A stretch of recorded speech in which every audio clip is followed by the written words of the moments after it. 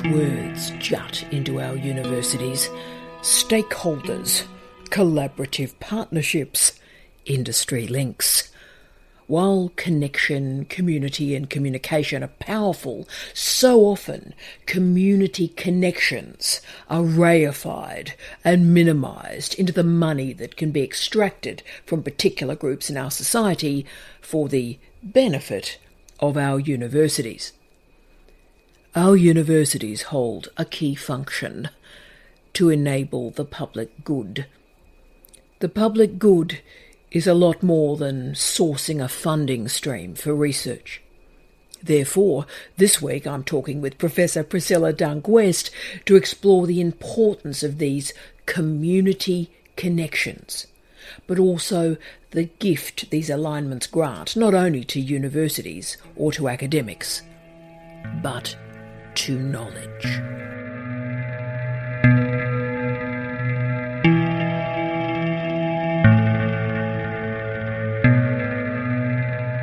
Now, Priscilla, so many of our research tropes are punctuated by really easy cliches, impact, engagement, partnerships and collaborations, stakeholders.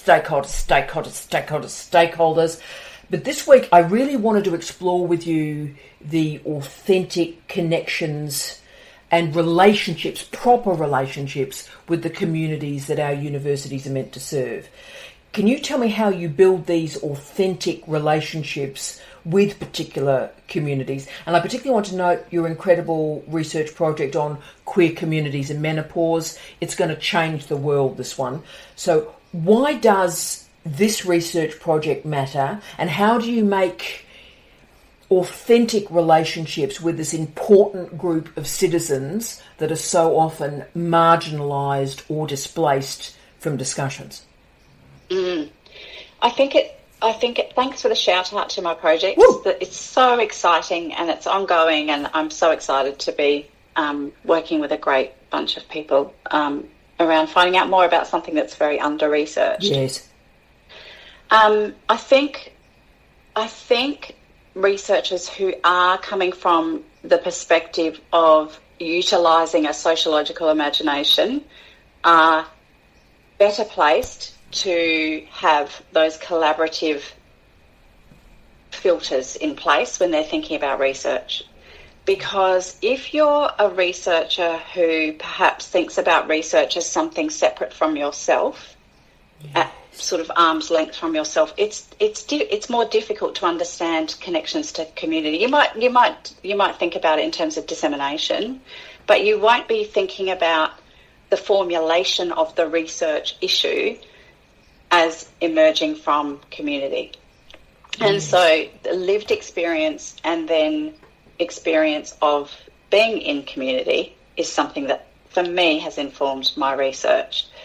But as I said, that's a position that I've taken with, all of my research really, and where I haven't had lived experience, I've been really clear about what that then means for me and my expertise as a researcher and how I can kind of work in partnership with somebody. So to go back to your question around how do you forge those relationships, I guess it's through time, building relationships with people, listening to community and listening to partners.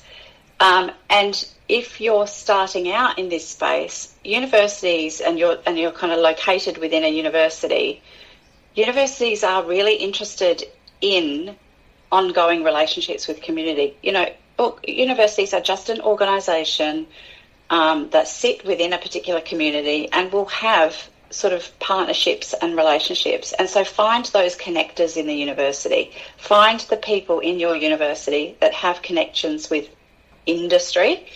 So often it will be referred to as industry, so organisations, and then see how you can be involved in that and develop relationships. So that's one way to go about it. The other way is to think about your own life and the partnerships that you have. Is it, your local, physical community, your local neighbourhood, your local council, your local community groups. So think about, your local school, health services, those sorts of organisations. So that's more lived experience partnerships. I'm doing a lot of waving with my hands. Yes. And then on the other side, there's the sort of starting within the institution and going, to whom is the institution connected? Who does the university have connections and partnerships with, and how can I be a part of those conversations? Oh, look, I think that's brilliant. And the two-pronged impact, I think it's useful for early career researchers, it's useful for all of us. So find friends. It's like the old sort of socialist mantra. Find friends, find your comrades. Yes. And work with them in an authentic way, and not necessarily with this definitive outcome, this research metric at the end. Yes. It's like learn, listen. And my other issue, and it's become a bit of a real with me at the moment, is I think the word co-design is becoming like interdisciplinarity was 10 years ago. It's becoming a box to tick. And actually co-design is unbelievably difficult. Unbelievably difficult to do and time consuming, and takes years and years and years, and is authentic and powerful. It's not tick a box. Yeah, it does. It does take a long time. Yes, but it's meaningful and completely fantastic. agree. But it's not, oh look, let's do that and then tick that box. It's a real problem. Now, as you've said, research partnerships are a really strong way that you can enable a project. So you've got a research project, you think it's great, but rendering it porous, building up partnerships and relationships is really powerful. But consultancies are also an option. You've done them, I've done them. And, a community or an organisation requires expertise on a particular topic, and academics can fulfil that role and fulfil that service. So how for you is consultancy used differently to organise and build those relationships with the community? Yeah, so that the first thing that we're just talking about was really research, I guess, that is held or led in some ways by an academic team by assembling a team, by putting together a group of people. A consultancy is a service that's required by an organisation, and so it's in that slight difference positions the researcher in a different way. Lovely. And so you're coming at it with expertise. So I think the problem that I have with co-design is that there's a sort of, a kind of, I'm embarrassed about my expertise and I know as much as you. Actually, no, academics are trained to be researchers, to come up with research persons, to come up with a solid design. Own that expertise, that's okay, and that's great to be able to work with somebody to utilise that expertise to fulfil something that they need. That's fine. But being clear about that, and so it may be that a consultancy emerges through the process that I described before about forming those relationships. So, it could be that a researcher goes in and says, I'm this person, this is my skill set, this is what I can do, has ongoing conversations, and then the organisation says, actually, we do have this thing, and we do need someone. And so that's how that could begin. But, yeah, the expertise part of it is very much at the heart of a consultancy, is understanding and knowing I am providing a service that the organisation can't do without this expert assistance, and that's okay. And that's great because it's also solving problems in situ too. So I think that's great for an academic, for a colleague. It gets us out of ourselves. We're not solving our problems or problems, that we've sort of imagined exist. This is a real organisation with issues, and you then go in and solve those problems. I think that's great.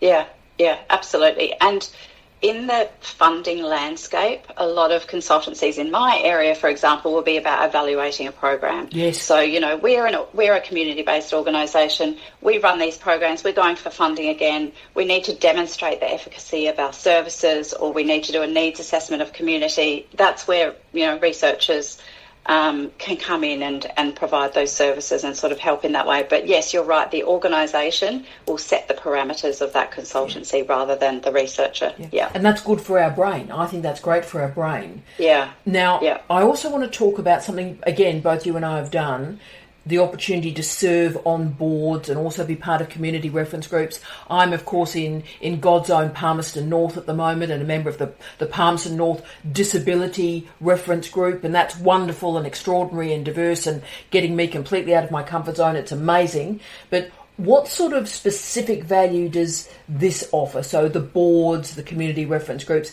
in the development of those community-based links and relationships? Yeah, I think it's one example of a connection to an organisation. And again, in some ways you're providing a level of expertise. Yeah.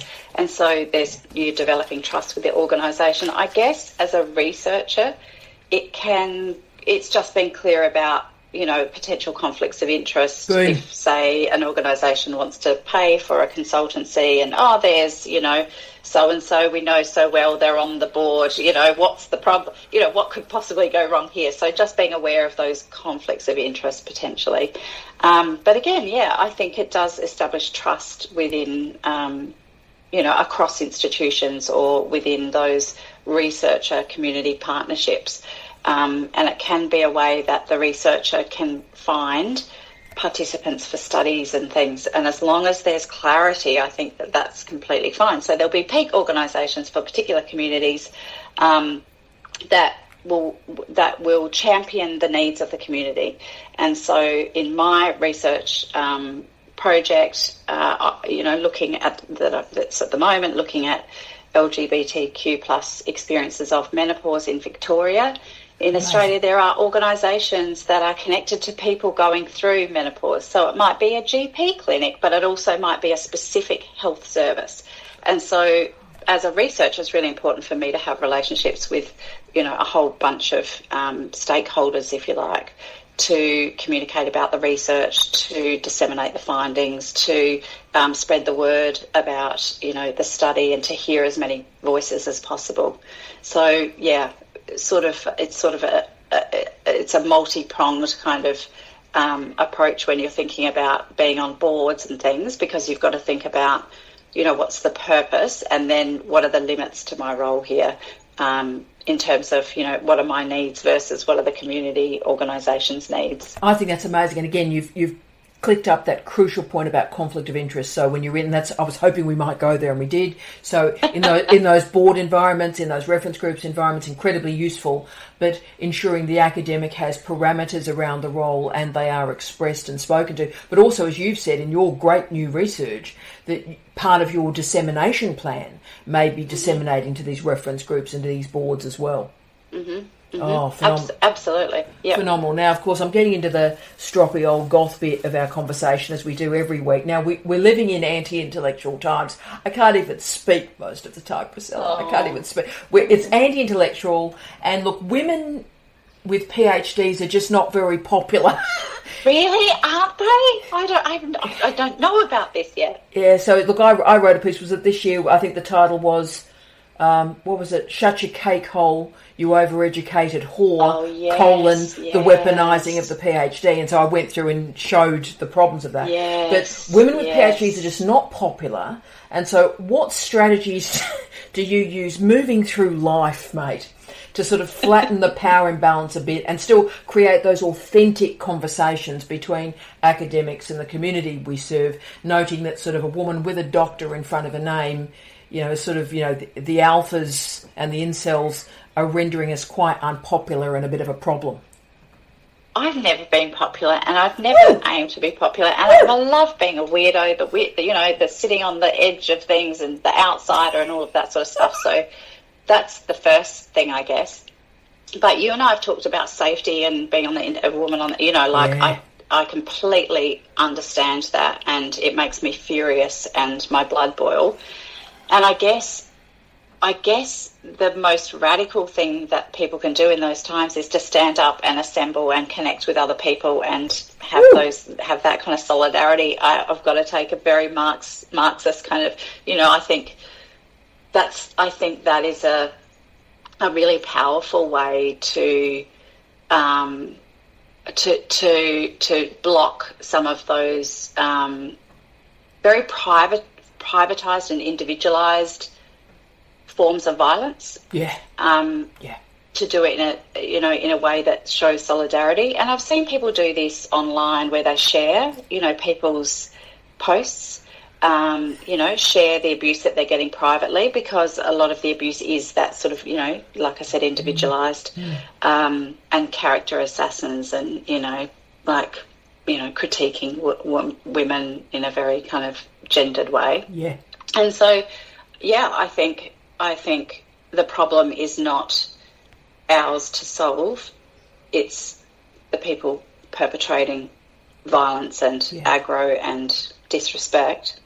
That's the work that they need to do.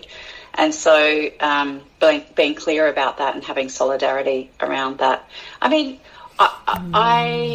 I was recently catching up with a colleague of mine, and I said something that had happened, to me in my life, and they just had the best, or she just had the best response, which was, that's terrible. What are, those shared conversations and solidarity that comes from that is actually incredibly powerful. And I think we've got to celebrate and do that to other people, other women, and support and stand against that stuff. I don't have any magic sort of strategies, but I think those connections across, talking about it, being clear about naming the systems that enable that sort of thing, so taking a kind of systems approach.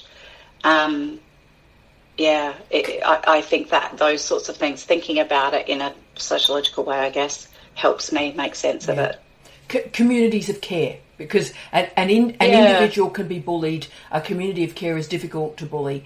And I mean, I'm doing work at the moment moving from bystander culture to upstander culture. Nice. And that's because bullying, an individual can never actually, and this is, the research shows this, can never get over their own bullying. The people around the bullying situation have to stand up, and if they don't, it will continue. And let's finish off again where we always try and finish off for our wonderful colleagues around the world, with a big shout out to Doug. You rock, Doug. We all often talk about research dissemination, and so when we're connecting with a community and enabling a research project in some form, how does the dissemination change? So we've talked about social media a lot the last couple of weeks, but do you have a plan to start with a refereed article and then activate a different dissemination pathway so that stakeholders can come in at different points? I guess it depends on the research project, but yes, in general, yes, I'm also doing that. And I'm trying at the moment a little experiment, which I embedded into the design of this project with my project team, was to utilise social media as a way to disseminate research and talk about research, but also to kind of placehold in the social media landscape at least a spot for research. So, before when you were saying, anti-intellectual times and things like, I think it was last time we spoke, I was talking about how you can go on and how I'm fascinated by these videos of hairdressers, doing people's hair. And obsessed, I love it. And I love looking at I love the consultation, I love the process, I love the, I'm thinking this, I love the skills and the artisan sort of nature of it. And then I love the ending, how it ends, and just the, emotional dimension to it. The joy, I love it. And so I feel like we can do that in research, right? Well, can we? I don't know. Can we demonstrate what we're doing? Can we show people what we're doing? And can we take people and form a community using social media to talk about our research in a really transparent way? I don't know. I mean, I've got an Instagram page. You have, and it's wonderful. LGBT_menopause that I'm starting to sort of, experiment with, talking about the literature, talking about the research, talking about the process, and disseminating in that way rather than dissemination as an endpoint. Boom. So in that way, it's kind of threaded through the whole process. And then, of course, then that's got to sit alongside all of these other dissemination points as well, though. I'm really interested in creative methods. I have been for a long time. And so at the end of my project, there'll be an exhibition of works created by participants, which is going to be fabulous. So yeah, I think the stakeholders stuff is also an important way that people can have those conversations with the stakeholders who in some ways represent community, to see what's appropriate. And so it's about, I guess, being creative and open to different ideas around dissemination, and being ready to hear. No one's going to join your Instagram group, Priscilla. Being clear and being okay with failure. Okay with failing. Getting it wrong, trying new things, going, I'll do this next time. And that's to cite a book written by your mate is creative research. So the nature of the artefact exegetical research was iterative. Yes. So what you're doing are these magnificent sort of call and response iterative media, multimodal platforms to see what happens, and that's part of the experiment and the joy. Yeah, absolutely. That's the fun stuff. That's the creative kind of aspect to it, and being in conversation with sector and organisations and communities helps you with that process, right? It's a let's try this. It's like a relationship where it's relational, and so that relationality is played out in the dissemination process. What an amazing place to finish. I love that. That is fascinating. Joy. You've brought an old goth to joy, Priscilla. It's unbelievable. But my love, just congratulations on the incredible research. We'll keep talking about this. But what I love is that you're doing research, but then it's meta. You're reflecting on the way in which research is being disseminated on the way through. Amazing, mate. Thank you. Lovely to chat.